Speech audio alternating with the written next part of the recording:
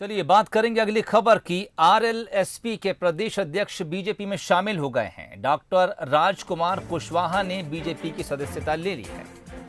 CM Shivraj और मंत्री अरविंद भदौरिया भी इस दौरान मौजूद रहे। मुख्यमंत्री निवास में उन्होंने बीजेपी की सदस्यता ली है। राजकुमार कुशवाहा महगांव के पिछड़े वर्ग के एक बड़े वोट बैंक का प्रतिनिधित्व करते हैं। पिछले विधानसभा चुनाव में 20,000 से ज्यादा वोट उन्हें मिले थे और आरएलएसपी के प्रदेश अध्यक्ष हैं और अब बीजेपी का दामन थाम लिए हैं। सीएम शिवराज सिंह चौहान और मंत्री अरविंद भदौरिया की उपस्थिति में उन्होंने बीजेपी ज्वाइन की है।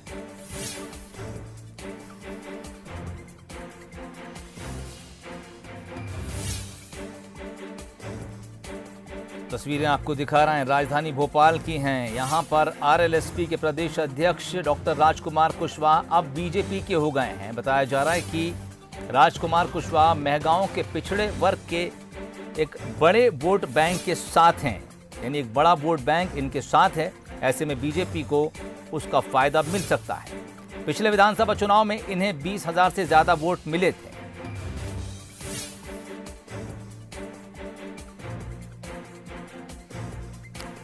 और हमारे सहयोगी सौरभ शर्मा इस वक्त हमारे साथ फोन लाइन पर जुड़ गए हैं। सौरभ, डॉक्टर राजकुमार कुशवाहा का बैकग्राउंड आपसे जानना चाहेंगे। किस वोट बैंक में अपनी कितनी पकड़ रखते हैं और बीजेपी को इस फैसले से कितना फायदा होगा? देखिए, मैं आपको बताना चाहूंगा कि राजकुमार कुशवाहा हैं जो पहले समाजवादी पार्टी में रहे, उसके बाद उन्होंने खुद राष्ट्रीय लोक समता पार्टी के प्रदेश अध्यक्ष रहे हैं। महगांव में इनका काफी प्रभाव रहा है। पिछड़ा वर्ग और कुशवाहा समाज और नरवरिया समाज और बघेल समाज में इनकी अच्छी खासी पहुंचे। पिछले 2-3 बार चुनाव भी लड़ चुके हैं। महगांव से दूसरे या तीसरे नंबर पर रहते हैं हमेशा। तो इनकी बीजेपी में शामिल होने से इनकी भी वो बढ़ेगी और दूसरा बीजेपी का भी यहाँ पर वोट बैंक बढ़ेगा यहाँ पर। जी चलिए, बहुत बहुत शुक्रिया। बीजेपी का वोट बैंक बढ़ेगा। जो वोट 20,000 से ज्यादा पिछले विधानसभा चुनाव में राजकुमार कुशवाहा को मिले थे, बीजेपी को लगता है कि वो पिछड़े वर्ग के वोट इस बार इनके बीजेपी में शामिल आ जाने के बाद बीजेपी का वोट बैंक बन जाएंगे।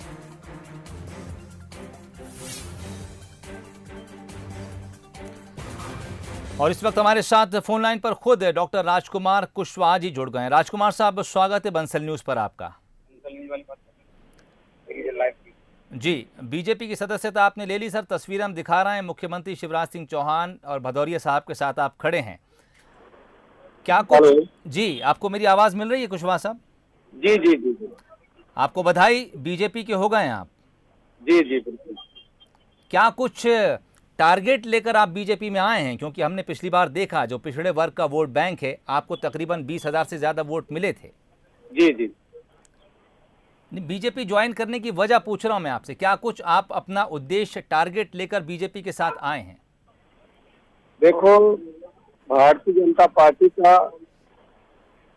जनाधार दल बढ़ते हुए देखा जी, और राष्ट्रभक्त पार्टी है जी, सबको साथ लेकर चलने वाली पार्टी है जी।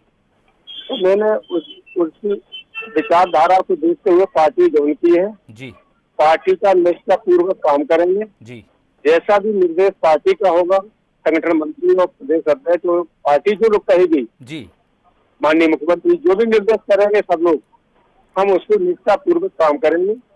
जो भी पार्टी का निर्णय होगा वो स्वीकार करेंगे। जी, चुनाव लड़ाएगी, चुनाव लड़ेंगे।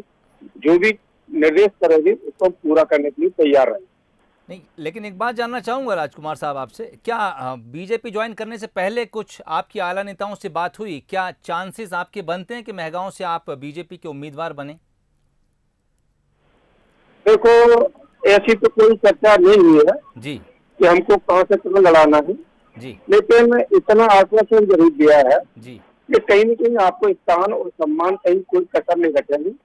वो आपको कहीं न कहीं बड़ा नेता बनाने की हम कोशिश करेंगे कि हम मध्य प्रदेश में कुशवाहा समाज के बड़े लीडर बन के उभरे। अच्छा, आप यानी आपको संगठन में जगह मिल सकती है राजकुमार साहब? जी, अभी तो मैंने इस विषय में चर्चा नहीं की है। अब हम लोग काम करेंगे तो जरूर मिलेगी। ठीक।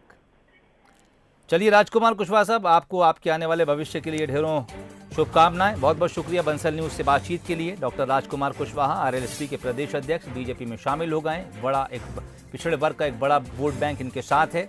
उनका कहना है कि उन्होंने बीजेपी फिलहाल इस उम्मीद के साथ ज्वाइन नहीं की है कि उन्हें कोई पद मिले, लेकिन आश्वासन उनको आला नेताओं की तरफ से जरूर दिया गया है कि उन्हें पार्टी के भीतर किसी न किसी ऐसे सम्मानजनक पद पर रखा जाएगा जहां पर वो अपना सम्मान बरकरार रख सकेंगे। वहीं उन्होंने ये भी कहा कि अगर बीजेपी मुझे टिकट देती है और मैं गांव से उम्मीदवार बनाती है तो मैं चुनाव लड़ने के लिए भी तैयार हूं।